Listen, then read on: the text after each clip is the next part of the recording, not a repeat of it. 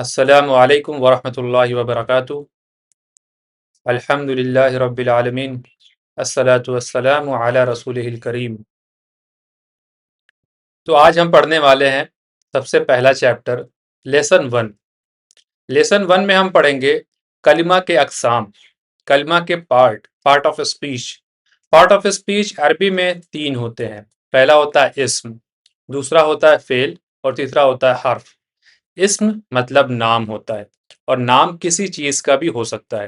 کوئی بھی چیز، کوئی بھی آبجیکٹ، کوئی بھی جگہ، کوئی بھی انسان، کسی بھی وجود کو پہچاننے کے لیے جو نام دیا جاتا ہے کہ یہ قلم ہے، یہ آسمان ہے، یہ زمین ہے، یہ شہر ہے، یہ وہ آدمی ہے، یہ سمندر ہے، یہ تھیوری ہے، یہ اچھا ہے، یہ برا ہے، یہ سارے جو نام ہیں کسی چیز کو پہچاننے کے لیے، کوئی ایڈجیکٹو کو، کوئی صفات کو پہچاننے کے لیے، یہ سارے چیز عربی میں ناؤن کہلاتے ہیں، اسم کہلاتے ہیں۔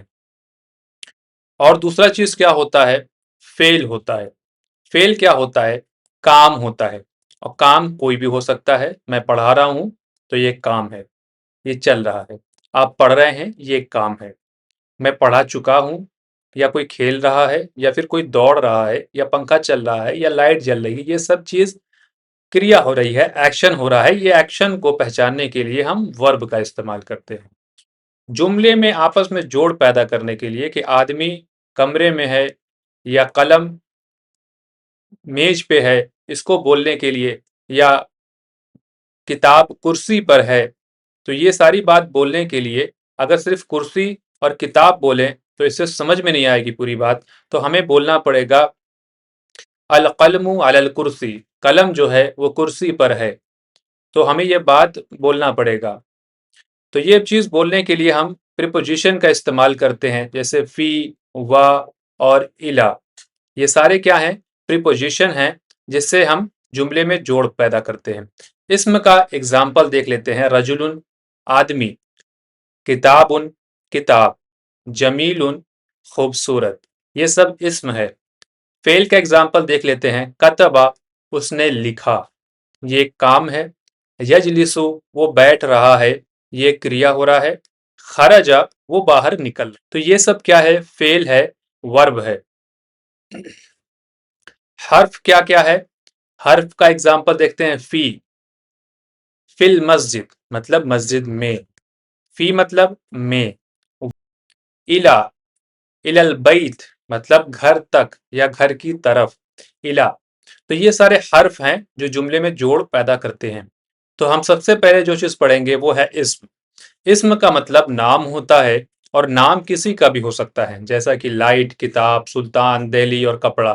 کوئی بھی لفظ جس سے کسی چیز کو آپ پہچانتے ہیں، اسم، ناؤن کہا جاتا ہے۔ اسم وہ لفظ ہے جو کسی شخص، چیز، جگہ یا کسی بھی چیز کا نام ہوتا ہے۔ عربی میں اسم کو پہچاننے کے لیے کچھ خاص نشانیاں ہوتی ہیں۔ اگر کسی بھی ورڈ میں الف لام شروع میں یا تنوین آخر میں ہوگا تو ہم پہچان لیں گے کہ یہ اسم ناؤن ہے۔ مگر ایک چیز جو ہمیں نوٹ کرنی ہے، کبھی بھی الف لام اور تنوین ایک ساتھ نہیں آ سکتا ایک لفظ پہ۔ یا رجلن ہوگا مطلب ایک آدمی، یا الرجلو ہوگا مطلب دی مین، آدمی۔ تو الف لام اور تنوین کسی بھی ورڈ پہ آتا ہے تو ہم یہ جان جائیں گے کہ یہ ایک ناؤن ہے، اسم ہے، مگر یہ دونوں ایک ساتھ کسی بھی ورڈ پر نہیں آئے گا۔ الف لام ہم سمجھتے ہیں، تنوین 2 پیش کو، 2 زبر کو اور 2 زیر کو کہتے ہیں۔ ترجمہ الف لام اینڈ تنوین کا۔ الف لام کا ترجمہ جو کرتے ہیں ہم انگلش میں، وہ دا کے ساتھ کرتے ہیں، اور تنوین کا جو ترجمہ کرتے ہیں، کسی بھی ورڈ پہ تنوین ہے، جیسے رجلن یا رجلن یا رجلن ہے، تو اسے ہم کہیں گے ایک آدمی یا پھر کوئی آدمی ہے، آ مین یا پھر اینی مین۔ اس طرح سے ہم ترجمہ کریں گے۔ قرآن سے ناؤن کی مثال ہم دیکھ لیتے ہیں، جس میں نے قرآن کے ورڈز کو رکھا ہے کہ آپ اس ورڈ کو اپنے ذہن میں بیٹھا لیں، اور یہ ورڈ کبھی بھی قرآن میں آئے تو آپ پہچان جائیں۔ پہلا ورڈ ہے الرحمن، تو یہاں پہ الف لام لگا ہے، تو ہم پہچان جائیں گے کہ یہ ایک ناؤن ہے۔ کتابن، کتابن مطلب ایک کتاب، یہاں پہ 2 پیش لگا ہوا ہے، اس سے ہم پہچان جائیں گے کہ یہ ناؤن ہے۔ الماء مطلب دی واٹر مطلب پانی، مسجدن مطلب ایک مسجد، تنوین ہے تو ایک سے یا پھر کوئی سے ترجمہ کریں گے، مسجد کی بات ہو رہی ہے تو ایک مسجد۔ اللیل مطلب دی نائٹ رات، الناس لوگ، رسول ایک رسول، الحق حق ٹروتھ، بیتن ایک گھر، العالمین تمام جہاں، وجہ ایک چہرہ، جہاں پہ بھی تنوین ہوگا ایک یا پھر کوئی سے ترجمہ کریں گے، وجہ مطلب ایک چہرہ یا پھر کوئی چہرہ۔ الکتاب دی بک کتاب، قلب ایک دل، الیوم مطلب دن ڈے، رحمت ایک رحمت، الشمس سورج، جنت مطلب ایک جنت، الارض زمین، الصبر مطلب صبر۔ ٹھیک ہے، تو یہ کچھ ایگزامپلس تھے ناؤن کو جس میں آپ کو یاد کرنا ہے، تمام ایگزامپلس کو، 20 ایگزامپلس ہیں، آپ کو اس کو یاد کر لینا ہے۔ ہم ناؤن کے اصول دیکھ لیتے ہیں، اس کے اصول کیا ہیں۔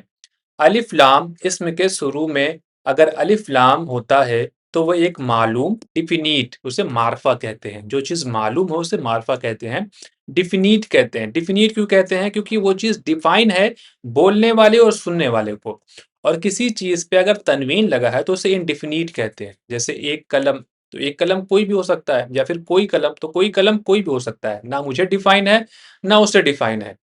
اب کوئی چیز معلوم ہے کہ میں نے جو تمہیں قلم دیا تھا وہ قلم مجھے دو، تو میں کہوں گا give me the pain, give me a pain نہیں کہوں گا۔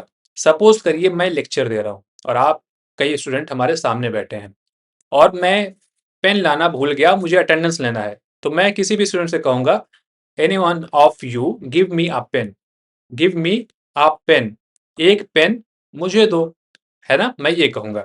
اگر میں اٹینڈنس لے لیا، اب جب بچہ مجھ سے پین مانگے گا تو وہ ڈیفائن ہو گیا کہ کون سا پین میرے پاس ہے، بچہ نے کون سا پین مجھے دیا ہے اور میں نے اس سے کون سا پین لیا ہے، دونوں لوگ کو معلوم ہو گیا۔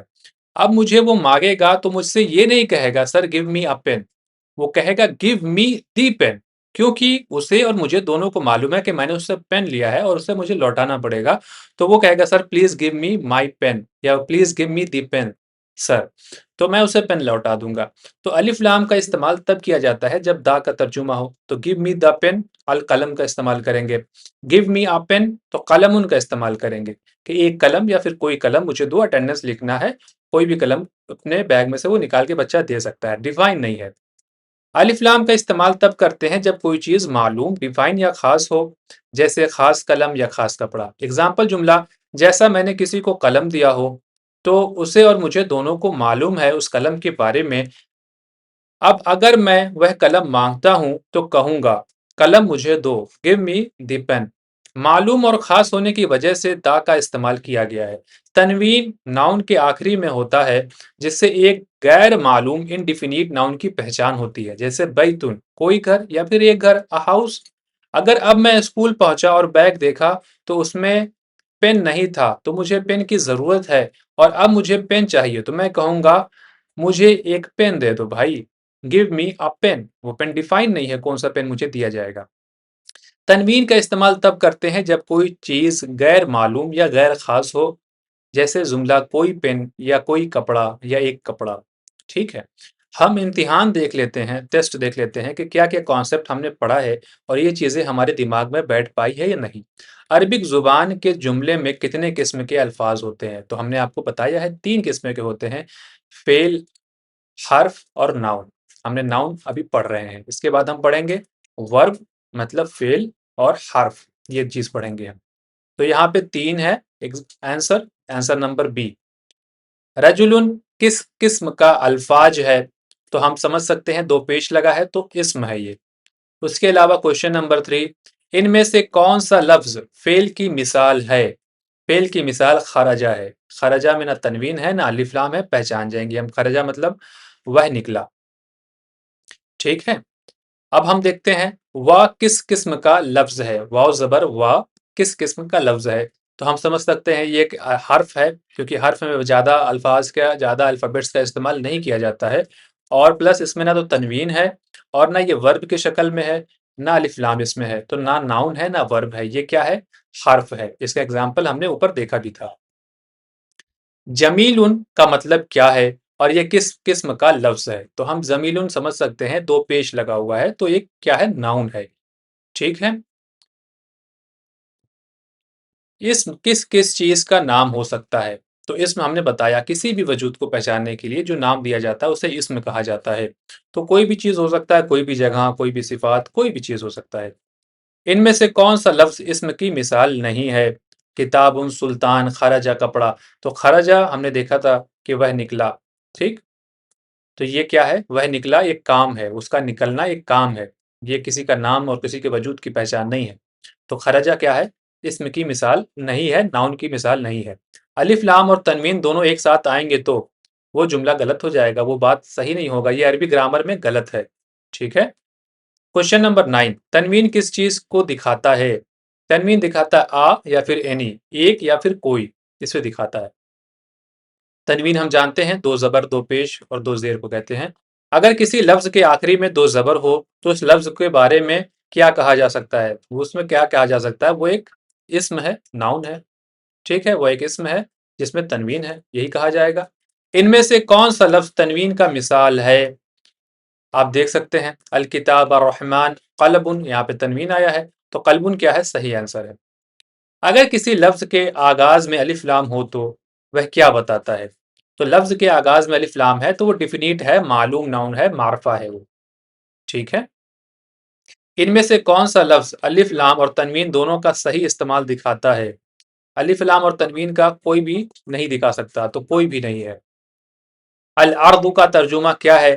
اس میں کس گرامر کی نشانی پائی جا رہی ہے؟ اس میں الف لام ہے اور یہ ایک ناؤن ہے۔ یہ الارض کا مطلب زمین ہوتا ہے، اسم ہے وتھ الف لام۔